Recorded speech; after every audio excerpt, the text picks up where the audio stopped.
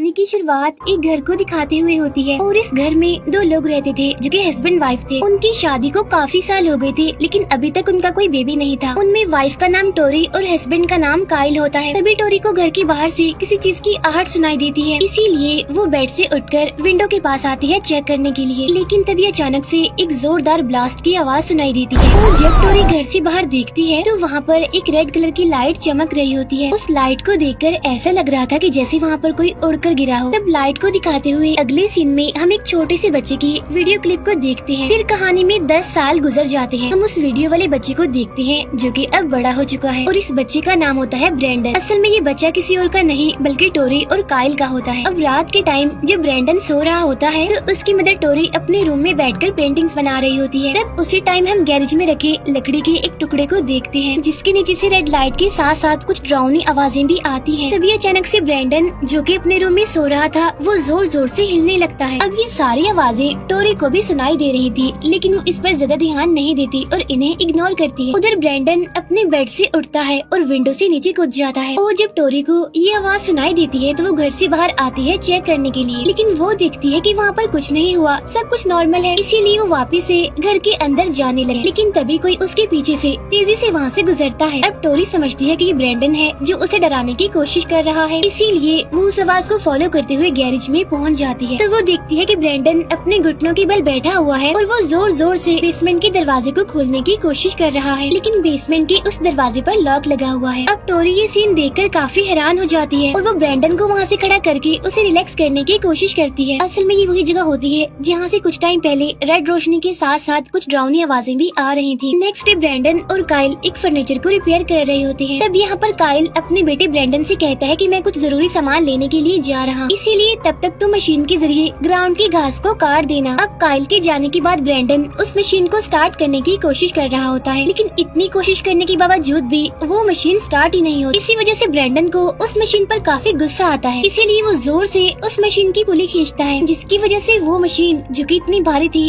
उससे तकरीबन 100 मीटर दूर जाकर गिरती है। अब ये देखकर ब्रेंडन काफी हैरान हो जाता है और वो अपने हाथों को देखने लगता है। उसे अपने हाथों पर यकीन ही नहीं आ रहा था कि ये पॉसिबल कैसे हुआ, लेकिन जब वो उस मशीन के पास जाता है तो देखता है कि उस मशीन का फैन चल रहा है और वो मशीन के चलते हुए फैन में अपना हाथ डाल देता है। हैरान कर देने वाली बात तो ये है कि उसके हाथ को कुछ भी नहीं होता, जिससे वो मशीन रुक जाती है और वो लोहे का इतना मजबूत फैन टूट जाता है। तो इसका मतलब साफ था कि ब्रेंडन के पास कुछ स्पेशल पावर्स हैं। फिर टाइम गुजरता जाता है और हम देखते हैं कि ब्रेंडन अब 12 साल का हो गया है, इसीलिए उसके पेरेंट्स अपने कुछ फ्रेंड्स के साथ एक रेस्टोरेंट में उसका बर्थडे सेलिब्रेट करने के लिए जाते हैं। तब काइल का फ्रेंड ब्रेंडन के लिए एक गिफ्ट लाता है जो कि एक गन होती है, लेकिन काइल उसे वो गन नहीं देता और उसे ले लेता है और कहता है कि ब्रेंडन अभी बच्चा है और इस एज में उसे इस तरह की चीजें देना ठीक नहीं है। लेकिन ब्रेंडन इस बात से गुस्सा हो जाता है और अपने फादर से मिसबिहेव करने लगता है, इसीलिए काइल पार्टी को कैंसिल करता है और सब लोग अपने अपने घर चले जाते हैं। घर जाकर टोरी और काइल ब्रेंडन में होने वाली चेंजिंग्स के बारे में बातें कर रहे होते हैं। उन्हें डाउट होता है, इसीलिए वो उसके रूम की तलाशी लेते हैं। तब उन्हें उसके बेड के नीचे से कुछ अजीब मैगजीन्स और कटे हुए जानवरों की पिक्चर्स मिले। तब उन्हें लगता है कि शायद ब्रेंडन की बॉडी में कोई गड़बड़ हो रही है, इसीलिए हमें उसे ठीक तरह से गाइड करना चाहिए। तब टोरी काइल को आइडिया देती है कि हम कहीं घूमने के लिए चलते हैं जहाँ पर हम अपने बेटे ब्रेंडन से खुलकर बात कर सकेंगे। अब नेक्स्ट डे वो अपना सामान पैक करते हैं और कैंपिंग के लिए निकल जाते हैं, जहाँ जंगल में जाकर वो अपना कैंप लगाते हैं। वहाँ हंटिंग करने के दौरान काइल ब्रेंडन को टीनेज स्टेज में कैसे रहते हैं ये बताता है। अब रात को जब वो लोग अपने टेंट में सो रहे होते हैं तो टोरी जाग जाती है और वो देखती है कि ब्रेंडन अपने बिस्तर पर नहीं है। फिर यहाँ से सीन चेंज होकर आता है ब्रेंडन की क्लासमेट पर जो कि अपने लैपटॉप को बंद करके सो जाती है, लेकिन तभी अचानक से उसके लैपटॉप में म्यूजिक बजने लगता है, इसीलिए वो लैपटॉप को बंद करके जैसे ही बेड की तरफ मुड़ती है तो तब एक बार फिर से लैपटॉप ऑन हो जाता है और फिर से म्यूजिक बजने लगता है। तभी देखकर वो काफी डर जाती है और फिर से लैपटॉप को बंद करके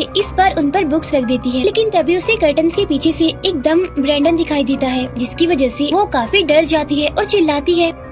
लेकिन तभी उसकी मदर वहाँ पर आ जाती है और वो देखती है कि वो इतनी डरी हुई है तो वो उसे रिलैक्स करने की कोशिश करती है। फिर हम देखते हैं टोरी को जो कि ब्रेंडन को ढूंढ रही होती है। तब अचानक से टोरी को ब्रेंडन वहीं पर ही मिल जाता है और वो टोरी को बताता है कि मैं तो यहीं था, बस मैं वॉशरूम के लिए गया था। फिर एक रात जब काइल अपनी गन रखकर सोने के लिए जा रहा था तब उसे गैरेज में से मुर्गियों के चिल्लाने की आवाजें आने लगती है। इसी वजह से वो अपनी गन लेकर वहाँ पर चेक करने के लिए जाता है। तो वहाँ पर जाकर वो देखता है कि यहाँ पर ब्रेंडन खड़ा हुआ है जो मुर्गियों को बड़े ही अजीब तरह से देख रहा है, उन्हें घूर रहा है और उसे देखकर ही सारी मुर्गियाँ डर रही हैं और चिल्ला रही हैं। तब काइल उससे पूछता है कि इतनी रात को तुम यहाँ पर क्या कर रहे हो, लेकिन ब्रैंडन उसे कोई जवाब नहीं देता और वहाँ से चला जाता है। अब आधी रात को गैरेज की सारी लाइट्स बंद होने लगती हैं, जहाँ पर वो मुर्गियाँ एक बार फिर से चिल्लाने लगती हैं, लेकिन इस बार पहले की निस्बत काफी जोर से। तभी शोर सुनकर काइल की आंख खुल जाती है और वो चेक करने के लिए आता है गैरेज में, लेकिन जो सीन वो वहाँ पर देखता है वो उसे देखकर काफी हैरान हो जाता है। वो देखता है कि सारी मुर्गियों को किसी ने बड़े ही बुरे तरीके से मार दिया है। तो इसीलिए वो फौरन टोरी को बुलाता है और कहता है कि देखो क्या हुआ, मुझे पता है कि ये सब कुछ ब्रैंडन ने किया है, क्योंकि रात में वो इसी जगह पर खड़ा होकर मुर्गियों को देख रहा था, उन्हें डरा रहा था। लेकिन टोरी तो उसकी इस बात का यकीन ही नहीं कर। नेक्स्ट डे टीचर ब्रैंडन और उसके क्लासमेट्स को एक गेम खिलाता है, जिसमें एक सर्कल में सारे बच्चे खड़े रहेंगे और एक बच्चा उन सभी पर ट्रस्ट करके उनके ऊपर गिरेगा और वो सारे बच्चे उसे पकड़ेंगे और उसे गिरने से बचाएंगे। लेकिन जब ब्रैंडन की बारी आती है तो उसकी वही फीमेल क्लासमेट ब्रैंडन को नहीं पकड़ती, की वजह से वो नीचे गिर जाता है और इसी वजह से सारे बच्चे उस पर हंसने लगते हैं। तब टीचर उसी फीमेल क्लासमेट को कहता है कि तुम भी ब्रैंडन को उठाओगी और उसे सॉरी भी बोलो। अब जैसे वो क्लासमेट ब्रैंडन को अपना हाथ देती है तो ब्रैंडन गुस्से में आकर उसके हाथ को तोड़ देता है। नेक्स्ट डे हम ब्रैंडन के पेरेंट्स को स्कूल में देखते हैं, जिन्हें ब्रैंडन की अजीब हरकतों की वजह से स्कूल में बुलाया गया था, जहाँ पर उसे 2 दिन के लिए स्कूल से सस्पेंड कर दिया जाता है। तो अब यहाँ पर हमें पता चलता है कि ब्रैंडन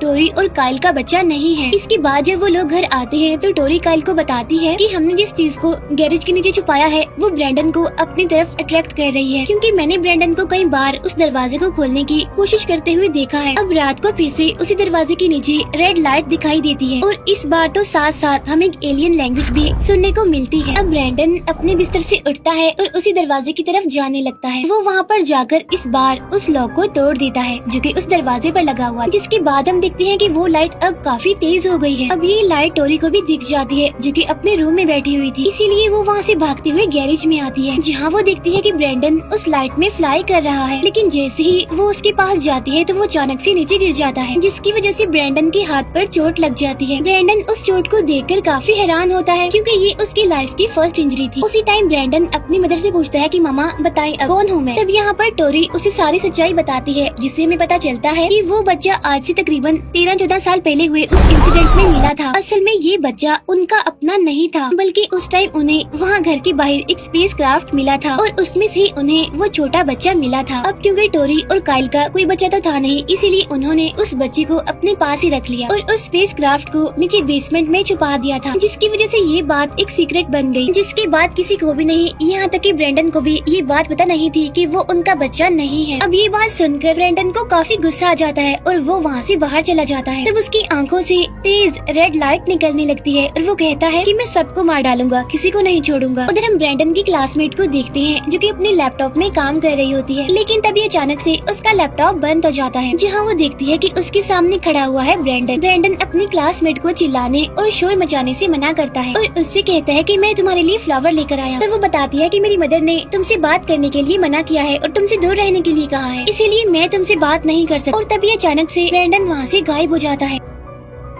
फिर नेक्स्ट सीन में हमें एक रेस्टोरेंट दिखाया जाता है और ये रेस्टोरेंट ब्रैंडन की उसी क्लासमेट की मदर का होता है। अब जैसे उस क्लासमेट की मदर उस रेस्टोरेंट को बंद करने वाली होती है, लेकिन तभी अचानक से वहाँ के सारे विंडोज पर निशान बनने लगते हैं, जो कि असल में साइन होता है ब्रैंडन का, और साथ साथ सारी लाइट्स फ्लिकर करने लगे। तब उसे कुछ भी समझ नहीं आता कि ये सब क्या हो रहा है, लेकिन तभी अचानक से एक लाइट टूट जाती है, जिसकी वजह से कांच का एक टुकड़ा उसकी आँख में घुस जाता है और इसी वजह से उसे एक आँख से दिखाई देना बंद हो जाता है। उसी टाइम उसे बार बार मास्क वाला एक बच्चा दिखाई देता है, जो कि कोई और नहीं बल्कि ब्रैंडन था। इसी वजह से वो डरते हुए भागकर स्टोर रूम में चली जाती है, लेकिन ब्रैंडन अपनी लेजर पावर से उस मजबूत दरवाजे को भी तोड़ देता है और बिल्कुल एक डेविल की तरह बनकर उस लेडी को मार डालता है। अगले दिन उस रेस्टोरेंट में पुलिस टीम आती है और वहाँ पर इन्वेस्टिगेशन करने लगती है, लेकिन उन्हें कुछ भी समझ नहीं आता कि आखिर ये मर्डर किसने किया। उधर टोरी ब्रैंडन को एक काउंसलर के पास ले जाती है, जो कि असल में टोरी की फ्रेंड होती है। वो काउंसलर ब्रैंडन से काफी सारे सवाल करती है, लेकिन ब्रैंडन की इस अजीब हरकतों का कोई भी रीजन पता नहीं चलता। उसी रात काइल और उसके कुछ फ्रेंड्स जब बार में गेम खेल रही होती हैं, तब उनके साथ उस काउंसलर का हस्बैंड भी होता है। इसी वजह से वो काउंसलर अपने घर में अकेली होती है, लेकिन तभी अचानक से उसके घर के डोर पर कोई जोर जोर से नॉक करने लगता है और जैसे ही वो डोर ओपन करती है तो उसके सामने होता है ब्रैंडन, जो उसको कहता है कि तुम कुछ भी पुलिस को मेरे बारे में सच मत बताना, वरना तो ये सबके लिए नुकसान होगा, किसी के लिए भी ठीक नहीं होगा। अब क्योंकि ब्रैंडन उससे काफी मिसबिहेव कर रहा था, इसी वजह से उस काउंसलर को काफी गुस्सा आ जाता है, इसीलिए वो ब्रैंडन को वहाँ से जाने के लिए कहकर अंदर आ जाती है। अंदर आने के बाद वो सो जाती है, लेकिन फिर से ब्रैंडन वहाँ पर आ जाता है मास्क पहनकर। लेकिन तभी उस काउंसलर का हस्बैंड भी वहाँ पर आ जाता है और वो ब्रैंडन को देख लेता है। वो ब्रैंडन को उसके घर पर छोड़ने के लिए जबरदस्ती उसी गाड़ी में बिठाने की कोशिश करता है, जिसकी वजह से ब्रैंडन को काफी गुस्सा आ जाता है और वो गुस्से में उसकी तरफ देखता है। इस टाइम उसकी आंखों से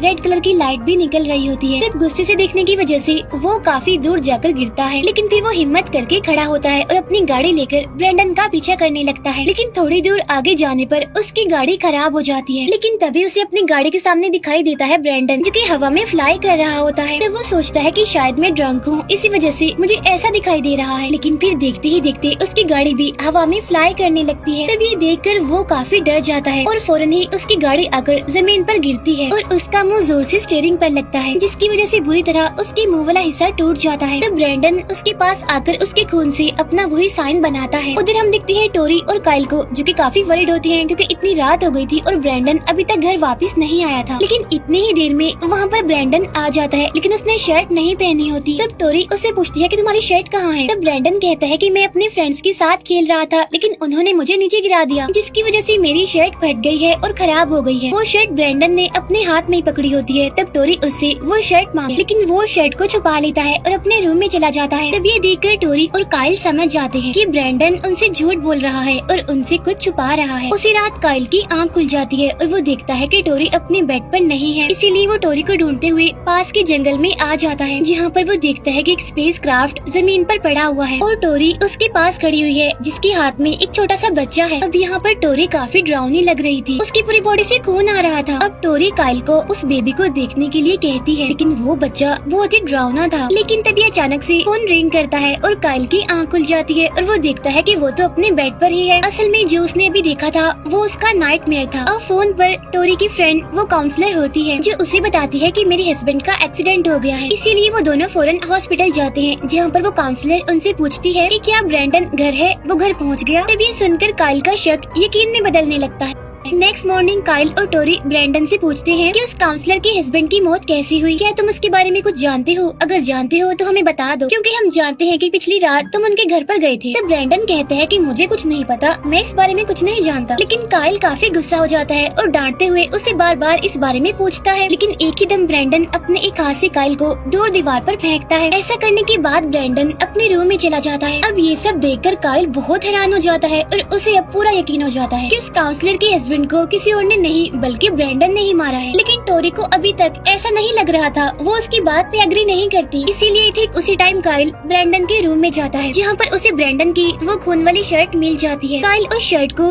टोरी को दिखाते हुए उसे समझाने की कोशिश करता है कि ब्रैंडन कोई इंसान नहीं है, बल्कि वो दूसरी दुनिया से आया हुआ एक शैतान है, एक डेविल है, जो कि सबके लिए खतरा है और बहुत जल्द वो हम दोनों को भी मार देगा। लेकिन टोरी तो अभी भी उसकी बातों का यकीन नहीं कर रही थी। नेक्स्ट डे काइल ब्रैंडन को लेकर वीकेंड पर निकल जाता है, जहाँ पीछे से टोरी घर पर अकेली होती है। ठीक उसी टाइम वहाँ पर एक पुलिस ऑफिसर आता है, जो टोरी को वही ब्रैंडन वाला साइन दिखाता है, जो कि उसे सड़क पर मिला था। लेकिन टोरी पुलिस ऑफिसर के सामने उसे पहचानने से इनकार करती है, इसीलिए वो पुलिस ऑफिसर वहाँ से चला जाता है। अब यहाँ पर टोरी को भी सारी बात समझ आ जाती है कि ब्रैंडन कोई आम बच्चा नहीं है, बल्कि वो दूसरी दुनिया से आया हुआ एक एलियन डेविल है, क्योंकि उसे ब्रैंडन की एक कॉमिक बुक मिलती है, जिसमें उसने कई सारी टॉर्चर वाली काट मार वाली पेंटिंग्स बनाई हुई थी। उधर काइल और ब्रैंडन जंगल में हंटिंग के लिए जा रहे थे। अब काइल को तो सारी बात पहले से ही पता होती है, इसीलिए उसने ब्रैंडन को मारने के लिए ये वीकेंड प्लान किया था। और वो ब्रैंडन को गोली मार देता है, जो कि उससे आगे चल रहा था। लेकिन सरप्राइजिंगली उस गोली से ब्रैंडन को कुछ भी नहीं होता, इसीलिए काइल बहुत ज्यादा डर जाता है, काफी घबरा जाता है। लेकिन इससे पहले कि वो दूसरी गोली के लिए गन को लोड करता, ब्रैंडन वहाँ से गायब हो जाता है। इसी वजह से काइल वहाँ से भागने लगता है। तभी अचानक से पीछे से हवा में उड़ता हुआ ब्रैंडन आता है, जो कि काइल पर हमला करके उसे नीचे गिरा देता है। फिर बाद में वो मास्क पहनकर काइल के पास आता है और अपनी आंखों से निकलने वाली सुपर लेजर लाइट से उसकी स्कल को जला देता है। उधर टोरी बार बार काइल को कॉल कर रही होती है, ताकि ये सारी बातें वो काइल को बता सके। तो वो कॉल उठाता है ब्रैंडन और कहता है कि पापा तो चले गए। तब ये सुनकर टोरी समझ जाती है कि ब्रैंडन ने काइल को मार दिया है। इसीलिए टोरी उससे पूछती है कि जल्दी बताओ तुम कहाँ पर हो, जिस पर ब्रैंडन कहता है कि मैं तो अपने घर पर ही हूँ। तब ये सुनकर टोरी काफी डर जाती है और वो देखती है कि ब्रैंडन उनके घर के सामने ही हवा में फ्लाई कर रहा है। इसीलिए टोरी फौरन हेल्प के लिए पुलिस को कॉल करती करती है। तब वहाँ पर एक पुलिस ऑफिसर और एक लेडी आते हैं। तब टोरी किसी तरह हिम्मत करके घर के दरवाजे तक आती है, लेकिन तभी अचानक से उस पुलिस ऑफिसर की बॉडी ब्लास्ट हो जाती है। इसीलिए वो फीमेल ऑफिसर टोरी को घर के अंदर छुप जाने के लिए कहती है और खुद वो बैकअप बुलाते हुए ब्रैंडन को ढूंढने लगती है। लेकिन तभी ब्रैंडन उस पर अटैक करके उसे भी बड़े ही ब्रूटल तरीके से मार डालता। उस वक्त टोरी बेड के नीचे छुपी हुई थी और ये सब कुछ वो अपनी आंखों से देख पा रही थी। इसी वजह से उसकी हालत खराब हो जाती है, वो काफी डर जाती है। अब वो आहिस्ता से वहाँ से निकलकर विंडो से कूदकर घर से बाहर आ जाती है। तभी उसे याद आता है कि ब्रैंडन को किसी भी चीज से चोट नहीं लग सकती सिवाय एक चीज के, और वो चीज होती है वही स्पेसक्राफ्ट, क्योंकि पहले एक बार ब्रैंडन के साथ ऐसा हो चुका था, यानी उसे उस स्पेसक्राफ्ट से चोट लग चुकी थी। इसीलिए टोरी फौरन गैरेज में जाती है और स्पेसक्राफ्ट के एक टुकड़े को तोड़कर ब्रैंडन को आवाज लगाने लगती है। अब ब्रैंडन जैसे उसके सामने आता है तो टोरी उसके सामने प्यार का ड्रामा करती है। तब टोरी फौरन उसे अपने गले से लगा लेती है और जैसे वो उस टुकड़े से ब्रैंडन पर अटैक करने वाली होती है, तभी अचानक से ब्रैंडन उसके हाथ को पकड़ लेता है और वो गुस्से में अपनी मदर टोरी को पकड़कर आसमान में काफी ऊपर तक ले जाता है। काफी ऊपर जाने के बाद वो टोरी को छोड़ देता है और इतनी ऊंचाई से गिरने की वजह से ही टोरी की फौरन मौत हो जाती है। लेकिन तभी ब्रैंडन देखता है कि वहाँ पर एक प्लेन आ गया है और वो प्लेन भी क्रैश हो गया है, जिसमें तकरीबन 268 पैसेंजर्स थे जो सारे के सारे मारे गए और उस प्लेन पर भी वही वाला ब्रैंडन का सिंबल बना होता है। इसका मतलब कि उस प्लेन को भी ब्रैंडन ने ही क्रैश किया था। अब मीडिया और पुलिस को लगता है कि वो प्लेन इस फार्म हाउस पर क्रैश हुआ था जिसमें काइल और टोरी की मौत हो गई, लेकिन उनका जो बच्चा होता है ब्रैंडन, वो अभी तक जिंदा होता है और बिल्कुल सेफ सही सलामत होता है। उस टाइम ब्रैंडन बिस्किट खा रहा होता है और उसको दिखाते हुए ही ये मूवी यहीं पर एंड हो जाती है।